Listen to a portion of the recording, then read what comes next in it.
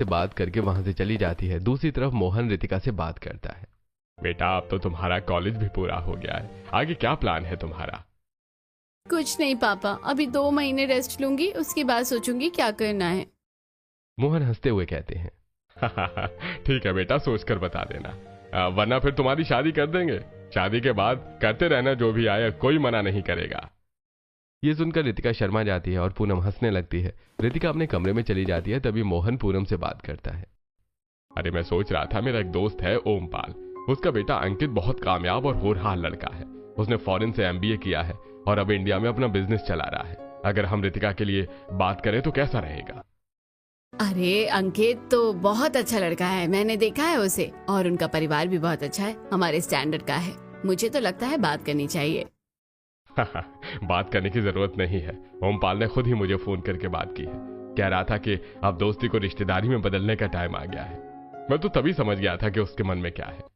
तो फिर देर किस बात की, रितिका का भी कॉलेज पूरा हो गया है, अगर वो आगे पढ़ना चाहेगी तो हम पढ़ा देंगे। आप आज ही बात पक्की कर लो।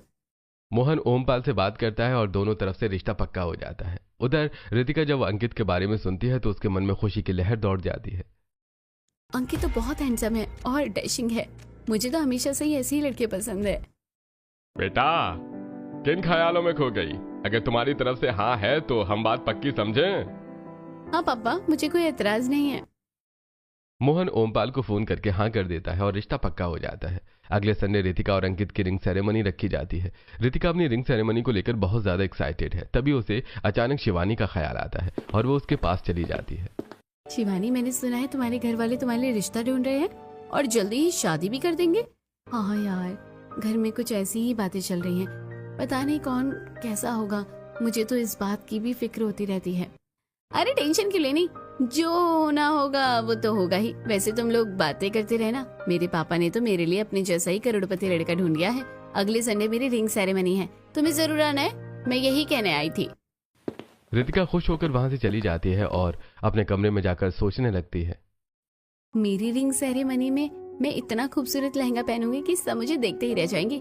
वैसे भी इस गरीब शिवानी की शादी तो किसी गरीब लड़के से ही होगी, और वो भी मुझसे बाद में, या अभी मैं उससे आगे रहूंगी। ऐसा सोचते हुए रितिका अपने फोन में रिंग सेरेमनी के लिए आउटफिट डिजाइन फाइनल करती है और फिर अपनी माँ के साथ बाजार जाती है। महंगा और स्टाइलिश ड्रेस खरीदती है। वो उसके साथ महंगी ज्वेलरी, हील्स और डायमंड नेकलेस भी खरीदती है। घर आकर शीशे में खुद को देखते हुए कहती है, इस बार तो ये गंवार मुझसे बराबरी बिल्कुल नहीं कर पाएगी। जरा सी मेहनत करके मुझसे ज्यादा नंबर ले आई तो खुद को बेस्ट समझने लगी। अब देखना पूरा मोहल्ला मुझे ही देखेगा।